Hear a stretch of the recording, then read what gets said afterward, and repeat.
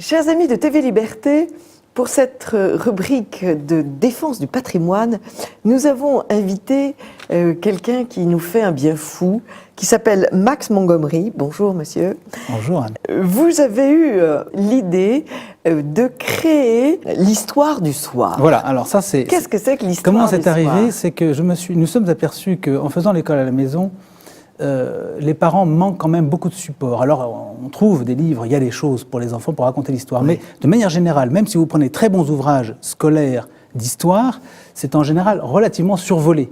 Vous prenez Bainville, bon, vous allez voir les grands personnages de l'histoire de France, mais même ces très bons livres-là sont d'abord pas toujours accessibles à toutes les bourses.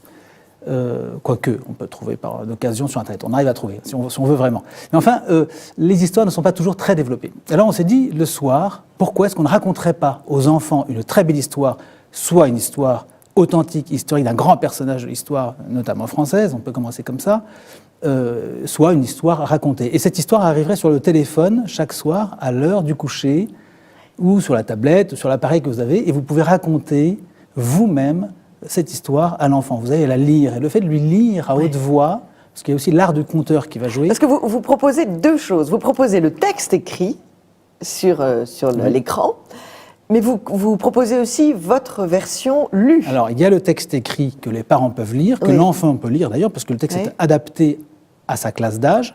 Alors, il y a 3 classes d'âge. Il y a 3 classes d'âge. Il y a 5 ans et moins. 5 ans et moins. Et là, vous proposez... 6-7 ans. 6-7 ans et 8 ans et plus. Alors, quelles sont les différences?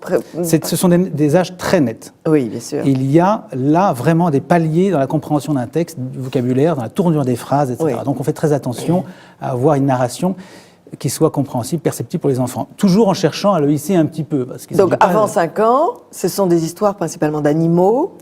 Alors, ce sont des contes, souvent des contes historiques, des histoires qui sont... Ou alors, une partie de contes historiques, c'est-à-dire qu'on a une histoire qui convient à un enfant, avec un décor, un environnement, des circonstances qui lui donnent des éléments, qui le nourrissent.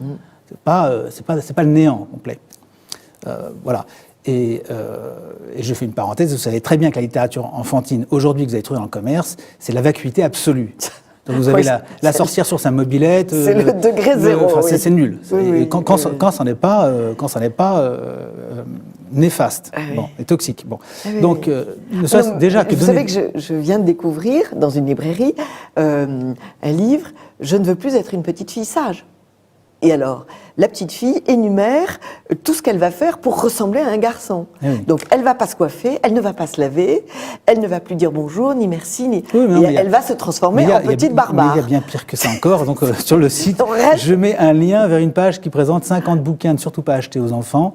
Il y a des choses ignominieuses, donc c'est pas la peine de s'attarder là-dessus. Et en plus, c'est très cher, parce que vous payez une fortune, ces horreurs. Alors souvent, vous prenez le livre au début, c'est très gentil, charmant, avec des dessins tout jolis, et vous dites, bon, c'est comme mon enfant, c'est très bien. Mais ce que vous ne voyez pas, c'est ce qu'il y a à la fin du livre, et parfois, il y a des dérapages incontrôlés.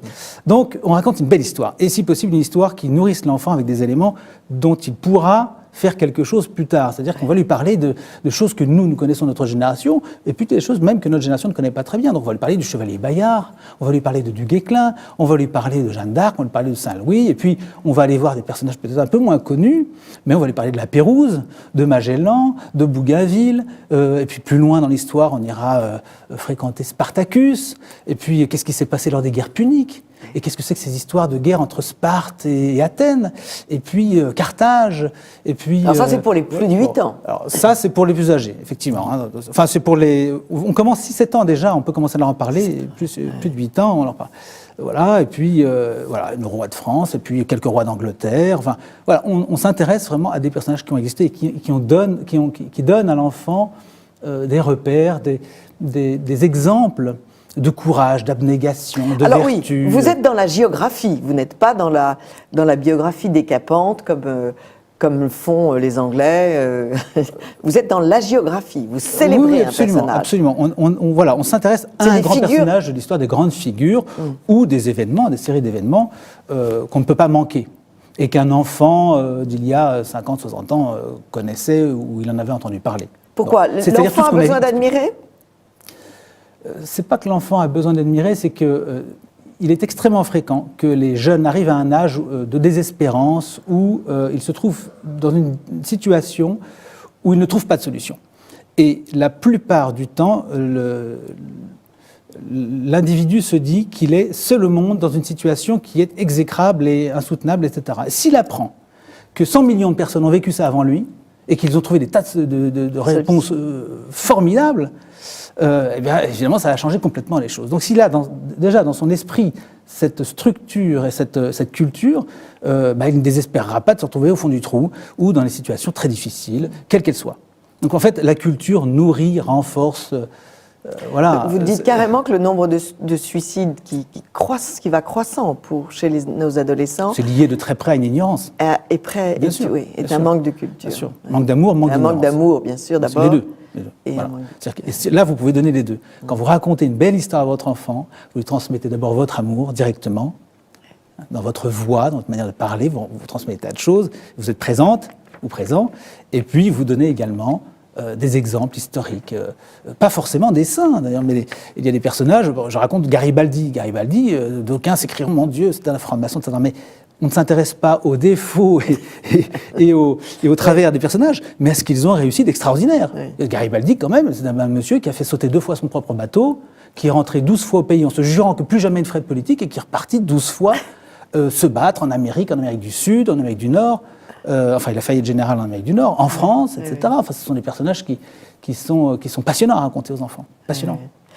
On m'a cité hier, on parlait de la Bérésina, et on m'a cité le cas de ces héros du génie civil de l'armée de Napoléon, bâtisseurs de pontons, qui ont bâti les pontons dans une eau glacée et qui donc mouraient et qui étaient immédiatement après remplacés par d'autres. Oui.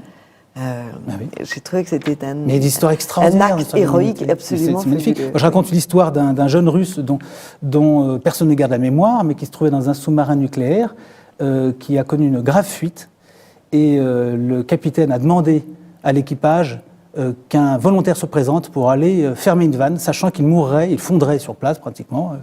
Il fallait le faire parce qu'ils étaient au large des côtes américaines et que si l'accident se produisait, eh bien, sur un rayon de 250 km, toute la population américaine disparaîtrait. Et ce jeune garçon s'est présenté, il l'a fait. Et on ne sait pas que des soviétiques ont sauvé une bonne partie de la population américaine. Voilà. Ce sont des belles histoires à raconter. C'est une très belle histoire. Et puis on peut apprendre des termes techniques dans un sous-marin. Oui. Alors justement, à propos du vocabulaire, parce que votre démarche, c'était la démarche pédagogique des anciens.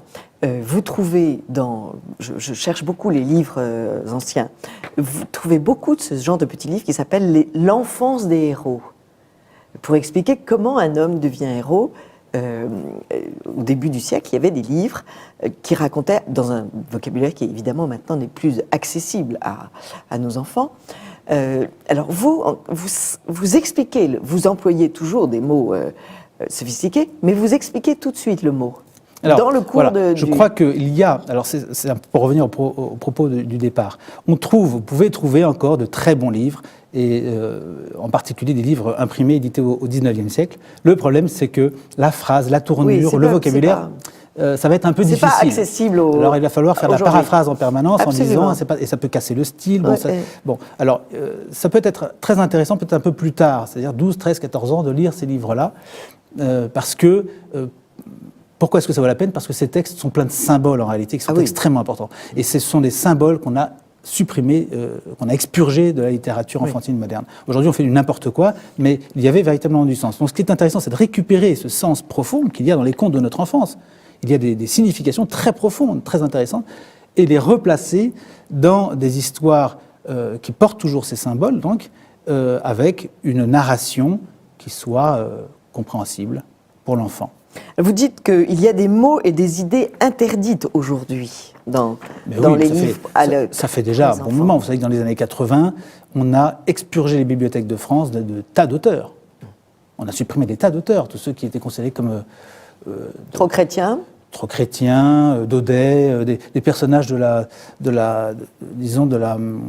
l'identité nationale. Trop identitaires. Il y a beaucoup de gens qui ont Claudel, etc., a été supprimé de très nombreuses bibliothèques. On a envoyé des tonnes de livres au pilon. des tas de très très bons livres. Et puis des contes pour enfants qui étaient considérés comme trop traditionnels. C'est-à-dire qu'on a, vous savez très bien aujourd'hui, il y a des préjugés très très forts qui consistent à combattre des identités anciennes. Et donc on a beaucoup de mal à trouver des choses sympas. Donc on peut aujourd'hui les réécrire, rien ne nous interdit de réécrire, de recomposer de très beaux textes. Alors voilà, quand j'utilise un mot qui est un peu compliqué, on utilise le mot et on explique tout de suite. Parce que ça permet à l'enfant, bien sûr, de... Ce qui vous permet de ressusciter tout un monde dont on n'explique plus le fonctionnement, par exemple, le monde médiéval. Oui, bien sûr. Et puis, le monde médiéval en particulier. L'enfant, aujourd'hui, a sans doute peu de raisons de comprendre ce qu'était son ancêtre, son jeune ancêtre du XIIe siècle, mais c'est très bien de le resituer dans ce qu'était la vie de l'époque. C'est une vie rurale essentiellement. Il y avait des animaux sauvages qui ont complètement disparu aujourd'hui. Il y avait des menaces de brigands des hordes de brigands qui dès qu'on sortait de la ville. Il pouvait y avoir des rivalités entre, là je raconte l'histoire de deux jeunes garçons qui sont des jeunes Normands en lisière du territoire franc, donc il y avait des rivalités entre Francs et Normands, des histoires de droits, de seigneurs, etc. Tout ça c'est intéressant, c'est très intéressant de rendre à l'enfant des choses qui lui paraissent d'ailleurs très très faciles à comprendre, parce que c'est beaucoup moins compliqué que la vie politique aujourd'hui. Donc les choses étaient très simples, on n'était pas dans le cynisme absolu, on n'était pas dans l'ironie, on était dans des relations qui étaient relativement simples. Et voilà, donc la vie rurale, les enjeux, il faut aller jusqu'à la ville pour vendre du grain, on y va avec son père, et puis il faut faire attention parce que sur la route, elle n'est pas forcément bien fréquentée. À la croisée des chemins, l'église a mis une croix, pourquoi ? Pour protéger et qu'il n'est pas permis d'attaquer quiconque à l'ombre d'une croix, parce qu'on pourrait être excommunié. Donc voilà. Et puis il y a quand même des brigands qui sont là quand même, parce que ceux-là ils s'en fichent, et puis ils vont quand même oser s'attaquer à vous. Alors comment ça se passait bon. Et puis on va à la ville, et on vend son blé, puis on revient, et puis qu'est-ce qu'on fait de ce qu'on a gagné, etc. Il y a des enjeux, puis alors on se promène dans la forêt, on découvre des choses de l'Antiquité, enfin on peut raconter... voilà, D'où vient cette passion que vous avez pour l'histoire et que vous partagez en famille, puisque vous êtes père de famille nombreuse? Ça vient peut-être de l'ennui terrible dans lequel nous nous trouvons tous, dans une histoire qui se passe à notre insu, qui n'est pas très, très, très, très héroïque, très peu vertueuse, il faut bien le dire, qui nous donne le sentiment de nous enfoncer toujours un peu plus. Bon, voilà. Et puis l'histoire, c'est aussi le dessous des cartes. C'est quand même une réalité, c'est quand même ce dont on vient. Donc quand on a une cohérence historique à l'esprit, on comprend beaucoup mieux tout ce qui nous entoure. Ça, je crois. Et notre présent. Alors, pour s'inscrire, expliquez-nous comment on fait pour s'inscrire. Très simplement, l'histoire du soir. Vous allez sur le site l'histoiredusoir.com. Tout attaché. Et puis là, vous pouvez vous inscrire, puis ensuite vous abonner. Je vous propose de vous abonner. Et alors, donc, c'est une somme absolument énorme, chers amis de TV Liberté. C'est 6 € par mois. Voilà. Ce qui n'est quand même pas. Ce qui est moins cher qu'un mauvais livre de supermarché. Non, ça c'est vous. Non, c'est pas très cher. Il y a un gros travail derrière. Mais bien sûr. Alors, donc vous proposez donc vous dites d'ailleurs que vous allez le faire 3 fois par semaine parce que au début c'est tous les soirs. C'est tous les soirs. Et puis, au bout d'un moment on espace parce que tous les soirs toute l'année ce serait pas possible. Non. Vous en auriez ras-le-bol. Mon histoire je l'ai. Et puis il y a des soirs où la maman, où le dîner est trop plus long, ou le coucher où grand-père arrive à la maison, donc l'histoire. Donc une fois tous les 3 soirs. Mais ça c'est très facile. Vous vous abonnez et puis vous pouvez mettre en pause l'abonnement. Enfin, et puis est-ce que vos enfants s'en vont, vous mettez en pause l'abonnement. Alors est-ce qu'on peut aussi récupérer une histoire ancienne? Est-ce qu'il y a un listing? Il y a des archives. Des archives. Voilà. Oui, donc savoir où vous en êtes. Un dimanche pluvieux, on peut rester une heure à l'écoute. Bien sûr. Vous gardez les histoires à vie. Si vous voulez ensuite les lire à aux plus jeunes ou à vos petits-enfants quand vous serez plus âgés. Et vous dites aussi qu'on peut les imprimer. On peut les imprimer. Voilà. Max Montgomery, vous nous offrez vraiment quelque chose d'assez extraordinaire. Alors, je vais vous toucher un mot quand même sur un aspect, parce que quelqu'un m'a écrit tout de suite en me disant vous êtes écrivain, vous vous rendez compte, vous allez encore nous coller devant un écran, parce qu'il y a encore un écran... Oui, j'en profite pour dire que vous avez écrit ce livre qui s'appelle « Le siècle des hommes sans Dieu ». Reinhard Tarcande, aux éditions du Moine Guerrier, et que je ne le connaissais pas, donc je le lis, je le dévore, et vous reviendrez nous en parler. Très volontiers, très volontiers. Alors, sur la critique de « Il s'agit encore d'un écran ». Bon, alors, je crois qu'il est quand même... Il ne s'agit pas d'exclure le livre. Non. L'enfant doit toujours lire. C'est pas votre genre. La lecture, c'est très important pour la construction de l'enfant et pour le cerveau. On le sait très bien aujourd'hui. Il y a des études très intéressantes là-dessus. Ça n'empêche que la maman n'a pas toujours le livre sous la main. Il lui faut du temps pour trouver. Je sais ce que c'est. J'ai 7 enfants. Donc vous cherchez le livre. Vous cherchez, vous n'avez pas forcément le temps de le trouver. Et puis, bon, alors là, il vous arrive à l'heure sur votre téléphone ou sur votre appareil, vous pouvez le lire, vous pouvez écouter l'histoire de temps en temps, parfois vous pouvez voir la vidéo.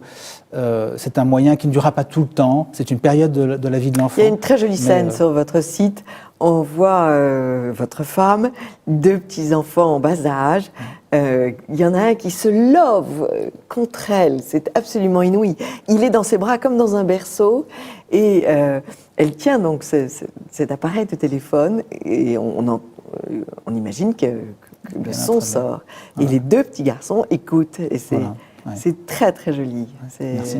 C'est vraiment, c'est une très jolie idée que vous avez eue, une idée extrêmement utile par les temps qui courent. Donc, chers amis de TV Liberté, faites connaître cette nouvelle, l'histoire du soir, sur Internet, réalisée par Max Montgomery. Merci beaucoup. Merci à vous. Et à une très, très prochaine fois pour le roman. Avec grand plaisir. Que vous avez écrit, Le siècle des hommes sans Dieu. Merci. Amis de TV Liberté, à très vite pour une autre séquence de Perles de Culture.